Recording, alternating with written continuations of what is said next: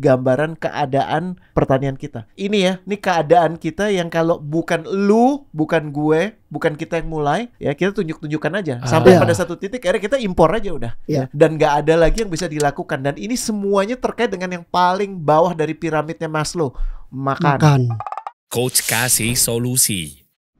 Coach Rene Dari hijau sekali. Siap bertani kayaknya. Iyalah. Nggak mau kalah sama David Beckham. David Beckhamnya sekarang udah nggak malu berkebun, nggak malu bertani. Gila, kita dipantatin lo sama si ayam. Sama ayamnya ya.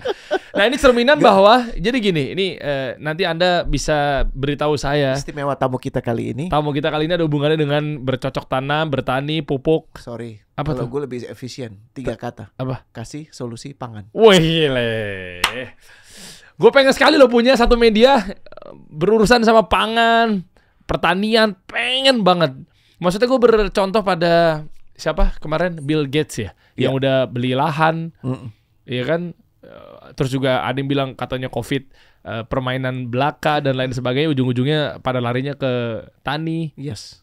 Dan kita pernah melakukan ini, kita pernah ngobrolin ini sama Prof Awalil beberapa waktu lalu. Iya. Dan kita emang udah lama sekali belum sempat follow up, dan hari ini kita tuntaskan janji itu untuk ngasih tahu ke kawan-kawan kasih solusi update-nya tuh apa. Dan gue bawa satu orang yang gue belum lama temui.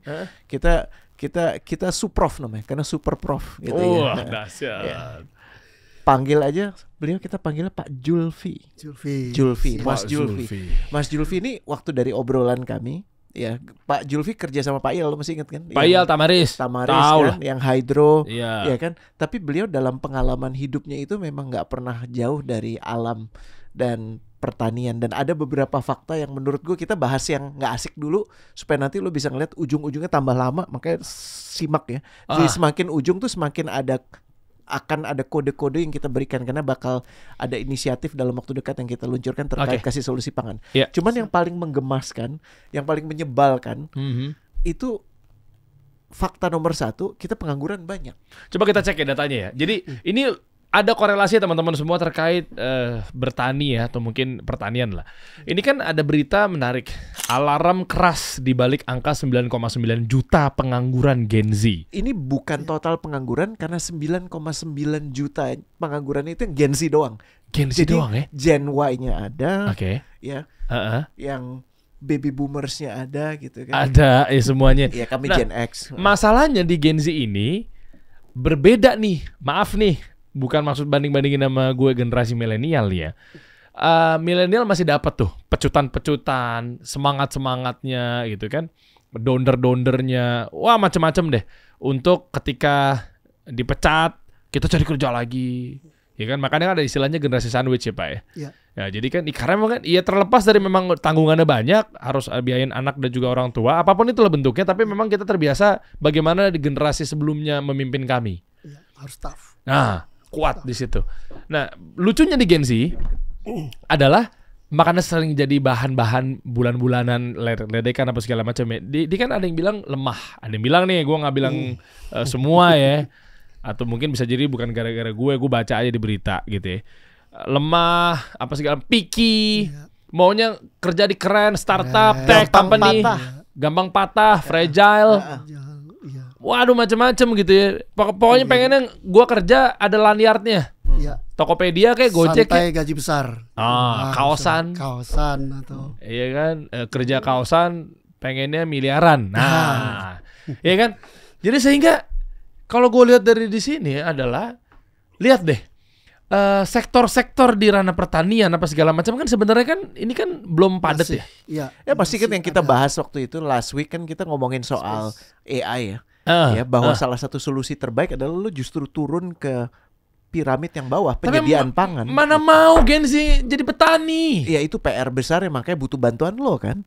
Justru menurut gue tuh gini, faktanya tadi 9,9 juta ya, 9,9 juta pengangguran. Lo itu de facto udah mengandalkan hidup dari orang tua lo atau dari orang lain.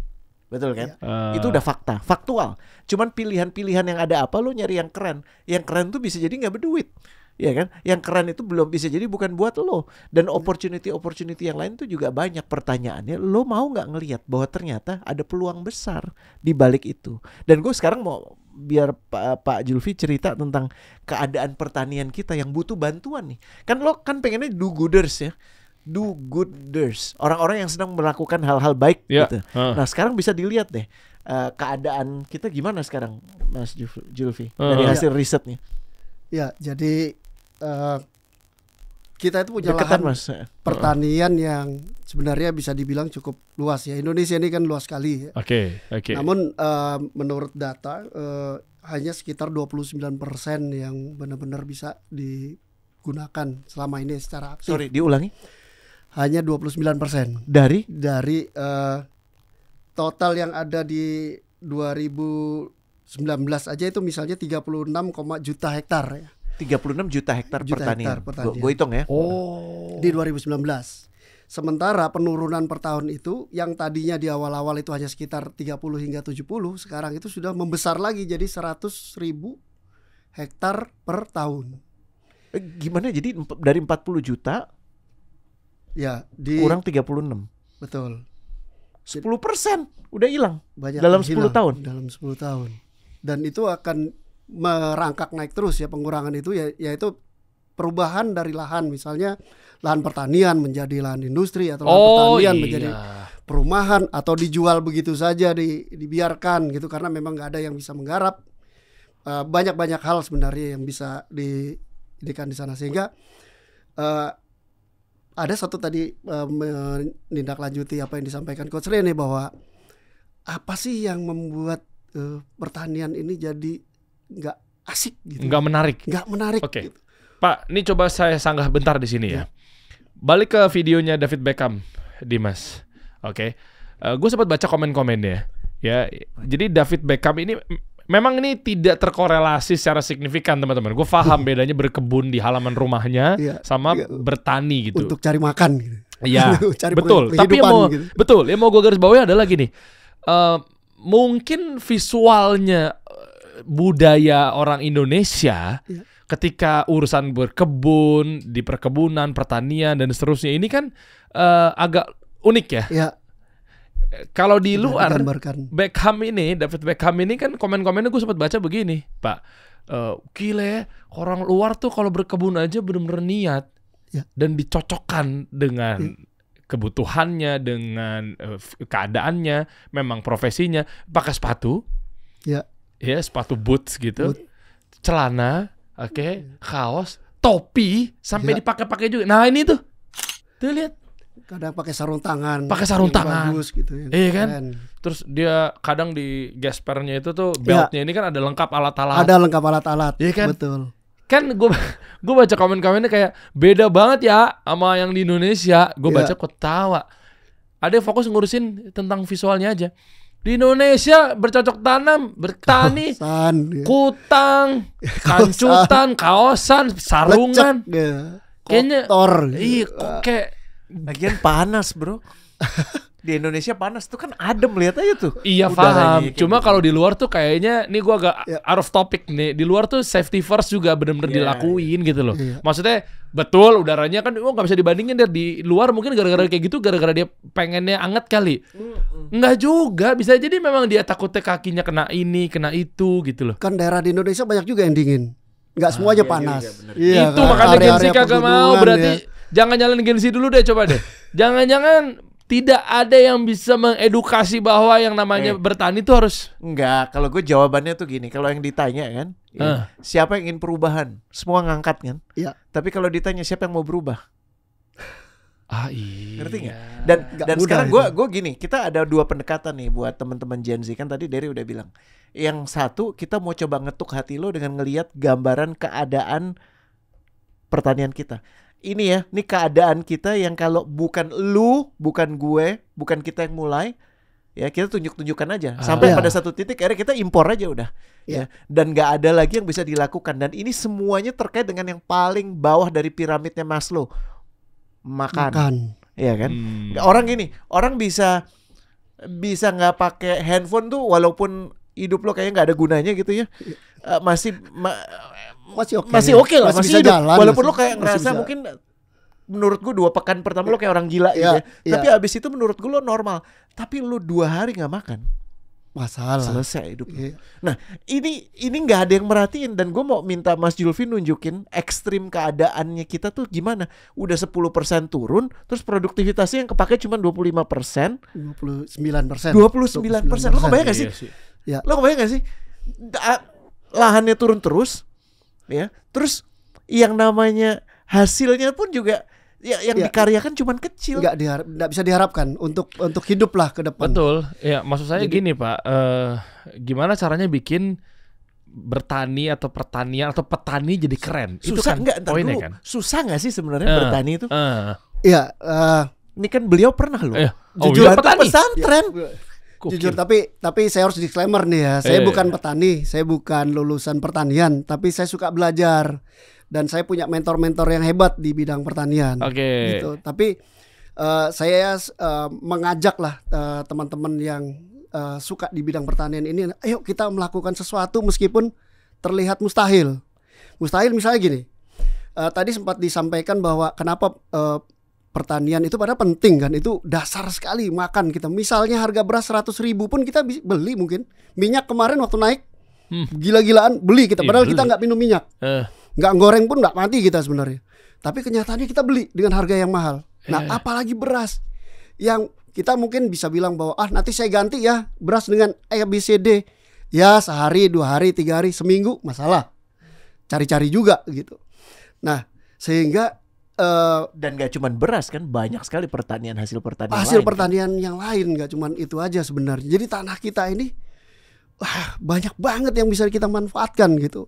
Oke. Nah, sehingga saya mulai berangkat itu dari sulit nggak sih sebenarnya bertani itu gitu ya. Sampai akhirnya kok kayak nggak menarik gitu Iya, pekerjaannya gitu. sehingga nggak menarik gitu. Oke. Ya kita coba turun melihat ke bawah. Ya itu kan hari-hari seperti yang biasa dilakukan. Yang namanya sesuatu baru itu pasti kalau bagi kita yang baru nih berat lah. Tapi kalau itu sudah biasa dilakukan, ya biasa aja sih gitu kan. Nah, kemudian dari hasil nih sekarang. Nah dari hasil itu selalu bilang bahwa pertanian itu nggak menarik, duitnya nggak ada. Bahkan petani-petani yang sudah senior nih dalam tanda kutip nggak kepingin anak gua itu jadi petani. Gua pingin dia jadi ini gitu kan. Nggak, karena apa?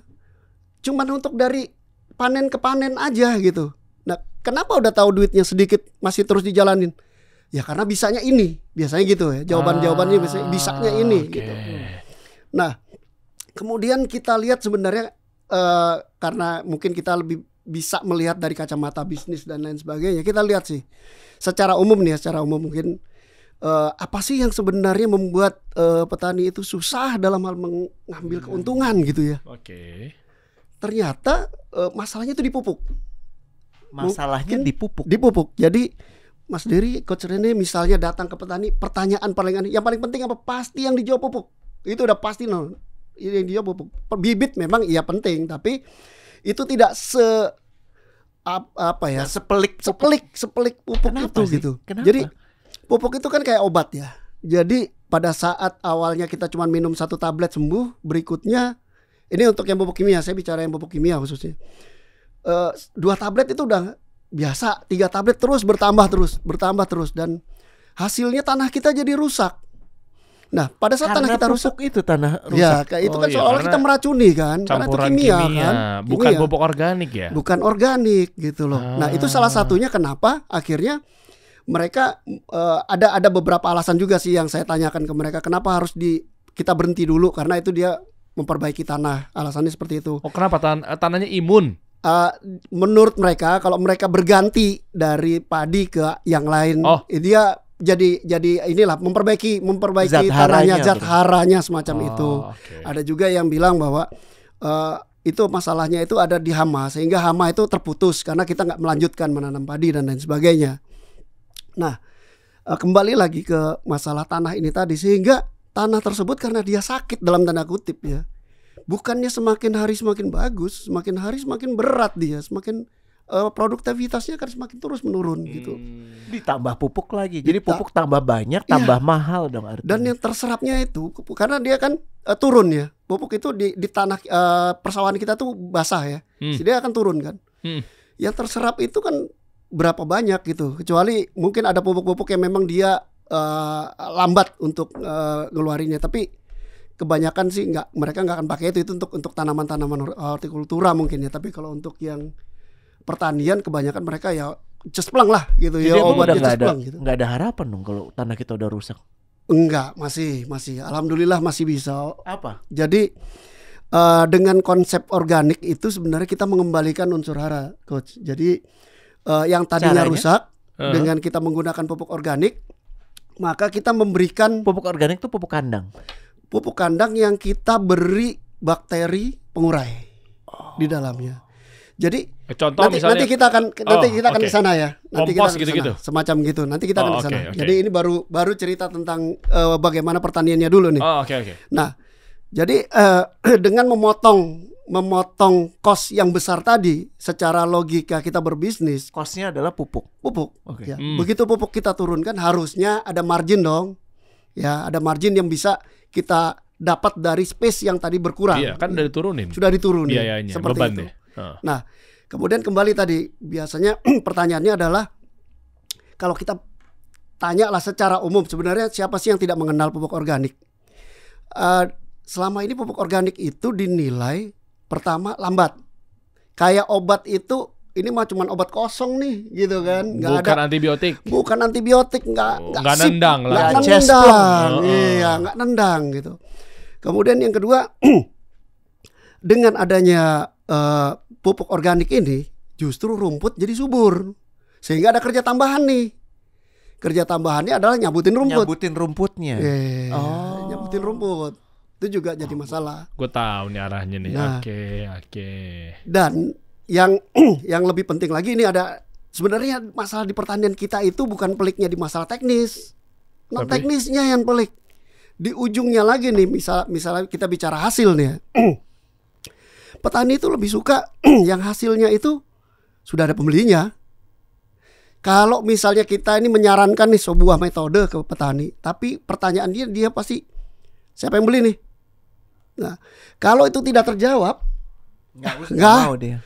mending pakai yang biasa-biasa aja, sistem ijon, gitu kan. Sudah jelas nih, duit udah di tangan nih, gitu kan. Jadi, tapi itu kita juga nggak bisa salahkan. Itu kan memang kebutuhan mereka juga ya. Dan mau yang gampang, mau cepet aja. Ya, mau yang gampang dan cepat gitu. Nah, ini harus komprehensif sebenarnya, nggak bisa sepotong-sepotong ini. Jadi itu yang menambah tadi rentetan betapa peliknya berhubungan di atau berada di lingkup pertanian tadi, itu salah satunya sebenarnya. Jadi kalau coba merespon, nomor satu adalah zat haranya dikembalikan dengan pupuk kandang, betul? Pupuk kandang yang kita beri bakteri tadi yang kita jadi pupuk organik ya. Nomor dua, lo nggak boleh males Betul. untuk memastikan rumput-rumput liarnya itu karena pakai pupuk kandang dicabutin, ya kan? Ya. Atau bahkan mungkin pakai teknologi, pakai traktor atau pakai apapun itu, ya, kan? itu. Nomor Betul. tiga, marketnya di-create. Jadi modelnya from farm to table. Jadi emang udah ada pembeli yang bisa jadi harganya tinggi. Malah kalau kita pakai yang jenis-jenis tertentu bisa jadi itu sangat dibutuhkan, sangat diminati dengan harga tinggi. Dengan harga tinggi, nilai ekonomisnya lebih besar. Seperti yang ini ya. Ya, sementara tenaga yang digunakan sama. Dengan kita menggunakan beras yang harganya murah yang biasa, kemudian kita menggunakan beras yang lebih premium, tenaga yang digunakan sama, namun hasilnya sangat-sangat Bedanya jauh. gimana, Mas? Jauh. Jadi ini contoh Sesubur saya ini. sedikit cerita bahwa kami datang ke sebuah lembaga pendidikan di Jawa Timur. Kemudian di situ ada lahan sekitar kurang dari 1.200 meter persegi kira-kira lahan tersebut. Kemudian kami minta kepada pengurus bahwa boleh nggak kami coba nih di sini, kami waktu itu menanam beras pink namanya. Berasnya warnanya pink. Beras pink, warnanya pink. Jadi laki ini low banget. sugar. Hah? Low sugar. Beras. Low sugar. Beras pink Dan low harganya sugar. di pasaran lumayan tinggi, di atas 35 per kilonya ya, 30-35 per kilo. Jadi Itu 3 kali lipat, Mas. Iya, iya. Tapi ada segmennya, dan Oke. ada segmennya. Nah, Oke. kami mengajarkan ini ke para santri atau para siswa yang mereka itu nggak punya pengalaman bertani. Saya mau bilang bahwa bertani itu mudah. itu pesan Bisa. pertamanya. Oke, bukan sesulit yang saya pikirkan gitu ya. Betul. Ternyata. Nah, ini seperti dilihat anak-anak di sini semuanya seperti bermain aja nih di sawah. Ya, ya. Jadi ini yang ditanam juga nggak lurus. Biasanya kan lurus tuh. Iya, Ya, iya. salah Nggak aja. apa-apa. Nggak apa-apa, kita biarin aja. Kita biarin aja, dia seneng aja di situ. Gitu. Kita biarin aja. Oke. Kemudian kita ajarkan dari kita persiapan tanah, pemupukan awal, kemudian bagaimana kita menyemprot hama dan lain sebagainya. Oke. Nah, organik ini menghidden gitu. Kalau katanya ahli pertanian nih, menghidden gini. Hama itu dia bisa mencium bau batang padi atau tanaman. Nah, kita pada saat mengkocor, ini kan pada saat maintenance itu disiram ya, nyiraman disemprot, ditabur, tapi cair ya, apa? cair. Jadi kita punya pupuk tadi kan Pupuk organik cair. Oh, oke. Ada dua macam, yang satu padatan karena dari kotoran sapi, yang satu cair itu murni dari itu yang kita ini dengan air, kita campur dengan air. Perbandingannya 15 mili dengan 1 liter air. Cukup banyak dapatnya. Oke. Nah, itu kita semprotkan. Ternyata hama itu nggak kepingin tuh deket-deket. Nggak kepingin deket-deket. Ya, itu sekali lagi saya bukan musuh terbesar petani pasti hama. Tapi maksud gue gini, dia bukan ahli, tapi dia nyoba, men. Nyoba Iya dan ternyata udah di sana, it works. Dan itu. Jadi sebelumnya saya dari mentor saya Pak Bambang, beliau orang Blitar yang itu menjadi mentor saya dalam hal pertanian. Pak Bambang itu menceritakan banyak. Saya ini orangnya nggak bisa cuman diceritain. Makanya praktek. Saya langsung praktek. Ayo Pak, saya punya tanah. Ayo Pak, saya ini. Dan alhamdulillah Pak Bambang ini benar-benar orang yang mendedikasikan tenaganya, ilmunya buat pertanian dan all free. Sama beliau all free. Jadi kami dapat ini, kemudian berasnya bibitnya pun dari beliau. Jadi yang membuat organik ini jauh lebih bagus gini. Kalau misalnya kita pakai biasa, itu kita butuh beberapa bulir dalam satu titik. Oke. Sedangkan kalau ini kami hanya menggunakan 1 biji beras di 1 titik tanam. Nanti beras. anaknya bisa sampai 35 sampai 45 anaknya. Dari satu itu Dari kan satu itu. dia muncul cabang-cabangan gitu ya. Betul. Nah, yang penting petani ini mau mendengar nasihat kita nih. Metodenya beda loh, metodenya nggak seperti yang nggak lo seperti tahu. yang biasa. Nah, kadang-kadang mereka merasa bahwa Gue lebih tahu dari lu lo. anak kemarin sore lu gua bertani lu masih main apa di sini. Tapi suruh nyabut rumputnya kagak mau. Tapi kalau boleh tahu hasilnya gimana, Mas Ya. Julfi? Jadi ini kan di sebelah-sebelah juga ada sawah ya. Di sebelah-sebelah ada sawah. Nggak cuman kita. Kita itu jauh lebih rimbun. Ini ya. Iya, warnanya. Oh, itu lihat yang sebelahnya sawah tuh yang ke sebelah sana sana. lagi, tapi nggak terlalu kelihatan ya. Belum tinggi kali, belum. Dan waktu kemarin panen, informasinya teman-teman di lapangan, mereka hanya mendapatkan hasil sekitar 60% maksimal. Oke. Mereka tuh siapa? Orang petani di sebelah-sebelah. 60% dari Semua yang mereka dapatkan itu hanya jadi berasnya. Jadi kebanyakan dimakan hama, dimakan burung dan lain sebagainya. Okay. dapatnya berapa tuh Mas Julfi? Jadi berapa ini kilo? berapa kami dengan 1.200 tadi kurang sedikit itu kita dapat 1.200 meter. 1.200 meter persegi itu kita dapat sekitar 800 kilogram beras. 800 kilogram ya? Beras. Jadi kalau Pak Bambang model badan kelo mah 2 tahun. Jadi kalau mentor saya, kalau cerita dengan saya Pak Julfi, kalau biasanya nih ya, umumnya nih 1 hektar itu misalnya dapat 9 ton itu udah bagus banget itu. Kadang-kadang biasanya mereka cuma dapat 7 ton, kadang-kadang misalnya cuma dapat 8 ton. Itu 9 tuh udah bagus banget. Kita itu bisa di atas 10. Hah? Saya bilang, Pak Bambang, yang benar. Kenapa saya bisa bilang bisa di atas 10? Nah, 1 bijinya aja bisa jadi segitu banyak. Oh iya, tinggal dikali lipatin aja ya. Tinggal dikali. Dan hama itu nggak kepengen. Oke. Nah ini Pak, sebentar. Begitu saya simak, berarti terkait metodenya kah, ya, mau atau tidak maunya kah, atau memang pupuknya ini karena mereka gara-gara nggak mau terlalu rimbun rumput, akhirnya malas nyabutin rumputnya, sehingga dia pakai kimia apa segala macam campuran, atau seperti apa sih sebenarnya? Oke. Jadi tadi Kita buka-bukaan aja di sini. jadi gini, Eh. petani itu ujung-ujungnya tetap duit. Ya, ujung-ujungnya duit. Pada Oke. saat itu tidak menjanjikan, dia juga ngapain sih gua ikut metode ini? Ngapain Cara meyakinkannya gitu. mereka. Nah, cara meyakinkan adalah setelah kita ini dengan bukti. Ini buktinya. Kita dapatnya sekian. Oke. Kita dapatnya sekian. Bahkan Gua- ya mohon maaf nih, ada petani-petani tetangga yang penasaran. Itu manen duluan punya kita. Diambil di tengah-tengah. Penasaran gitu. Ini apa sih yang ditanam orang ini sih gitu kan? Ini pakai ilmu apa sih gitu. Makanya sekarang gini ya, sebenarnya komponen solusi itu udah ada. Iya. Paham ya? Heeh. Ya kan? Kita bicara pangan, sekarang komponen solusinya. Nah, sekarang gue mau cerita mimpi boleh ya sedikit ya Bang Boleh, Lutfi ya? boleh. Siap. Jadi gue dengar dari kawan kemarin diundang ke podcastnya, dia namanya Sunil ya. Dan dia tuh kan keturunan India. Dia cerita apa yang dilakukan pemerintah India sekitar 15-20 tahun lalu, bahwa mereka mengutamakan 3 sektor dan 3 sektor saja. Yang pertama pertanian, ya. Yang kedua kesehatan. Pemilik lisensi itu kalau mau jualan di India diteken, lo nggak boleh, gue nggak perlu, gue cuman bayar lo sekali aja. Dia nggak mau bayar royalti, ya, nggak mau bayar trademark tuh nggak mau, karena marketnya gede banget kan. Oh, banyak ya Iya kan? populasinya. Dan yang ketiga, kalau nggak salah kesehatan ya, pendidikan. Pendidikan. Oke. Ya. Nah, ini yang menarik terkait dengan terkait dengan pertanian, yang mereka lakukan adalah dikirimkan ahli-ahli itu untuk pergi ke seluruh pelosok India, unused land, untuk dites tanahnya cocoknya buat tanaman apa. Dan tentunya majority masih padi kan. Iya. Bro, Oke. boleh yang kemudian abis itu mereka melakukan penanaman dan mereka they're so successful ya. Coba lihat yang India tadi. Heeh. Coba. Nih ya, lo lihat ya. Oke. Nah nih, Oh ini. lihat ya. Lo lihat ya.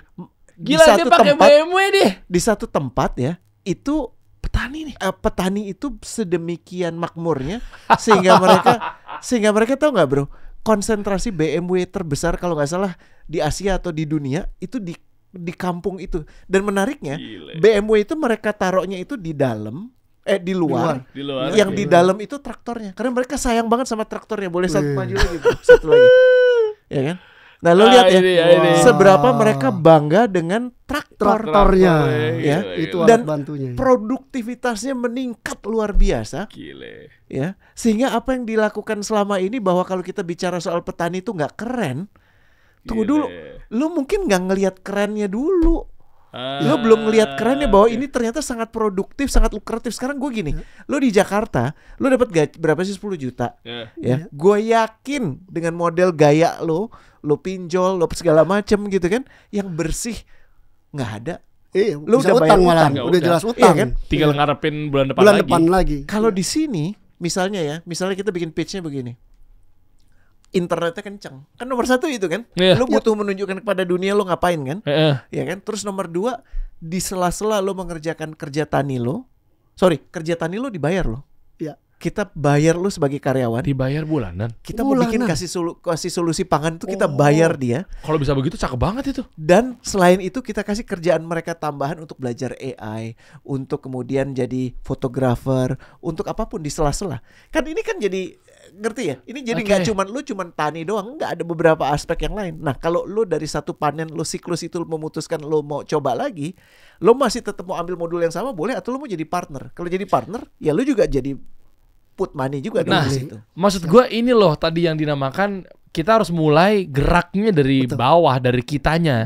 Makanya di sini ada tujuan kita mau bikin, insya Allah kasih solusi pangan teman-teman. Jadi memang fokus mengajak buat kaum milenial, Gen Z. Kayaknya nggak apa-apa deh kita mundur selangkah untuk kebaikan ke depannya. Yes. Ya kan? Jadi kita yang gerak deh. Dalam artian kalau diiming-imingkan tentunya dengan yang benar gitu, bukan berbohong gitu ya. bukan bohong, Iming-imingan yang bahwa oke lo bisa dapat gaji bulanan. Betul. Ya minimal mancing dulu bahwa ternyata dunia tani ini seseru itu, seasik itu gitu ya. Dan bisa jadi lo jatuh cinta lo di sana. Iya. Dan lokasinya di mana? Prototype pertama, insya Allah kan Juli kita mau jalan ke sana. Ke Brebes ya? Ke Brebes, Oke. ya kan? Iya, Tempatnya Pak Sudirman Said. Tempat pelatihannya tuh ada di sana, Politeknik ya. Pada mau ikut Harapan nggak sih? bangsa. Yuk komen coba yang mau ikut. Kalau lo mau Iya. bareng ikut ya, nanti kita bikin, taruh aja komentarnya. Tentunya berbayar, enak aja kan, ada perjalanan dan segala macam. Iyalah, iya, Ya, supaya iya. lo bisa ngelihat bahwa inilah yang akan lo hadapi, karena di sana ada unused land yang kebetulan Pak Dirman berbaik hati untuk meminjamkan. Jadi Wih. kita bisa manfaatkan itu untuk sebutannya Ini luar apa? biasa. Merespon kelangkaan petani. Petani. Iya kan? Dan ini jadi kita kasih judulnya nanti ya kasih solusi pangan petani muda. Iya. Bahwa lo tuh sehat, itu udah otomatis fisik lo tuh jadi keren. Oke. Ya kan? Nah, tinggal bagaimana lo tertarik nggak dengan ajakan ini, ya kan? Kalau emang lo bukan model orang yang masuk ke ruang AC, terus ketemu dengan bos lo yang bengis itu, ya dengan kata-kata yang savage lewat WhatsApp atau apa, dan lo merasa ingin punya sesuatu yang berbeda, mungkin Ikutan ya, coba buat teman-teman coba komen aja di bawah kira-kira bagi yang mau ikutan kita nih sebuah pelatihan di dunia tani apa segala macam. pelatihannya sekitar 3 bulan. Nah makanya coba lo komen di bawah, nanti cukup bilang aja mau gitu, mau ikutan gitu, bilangnya mau ikutan. Ya, nanti kita coba seleksi dan tim kita karena memang jujur Masih dalam proses nih, betul, kita udah dan bongkar dulu nih. dan eksklusif juga apa segala macam, nggak semua orang tentunya bisa gabung sama kita. Asik. Jadi buat teman-teman yang memang semangat juangnya tinggi tentang dunia tani, kita batasi lah dalam tanda kutip. Artinya teman-teman tinggal komen aja di bawah bilang mau ikutan. Begitu ada tulisan mau ikutan, nanti tim kita yang akan follow up. Dan jangan-jangan Brebes itu jadi konsentrasi Mercedes terbesar di Indonesia atau Wah, luar biasa. BMW udah di India. BMW sudah. Kita tunggu ya. Gue tunggu komen teman-teman semua ya. Coach kasih solusi.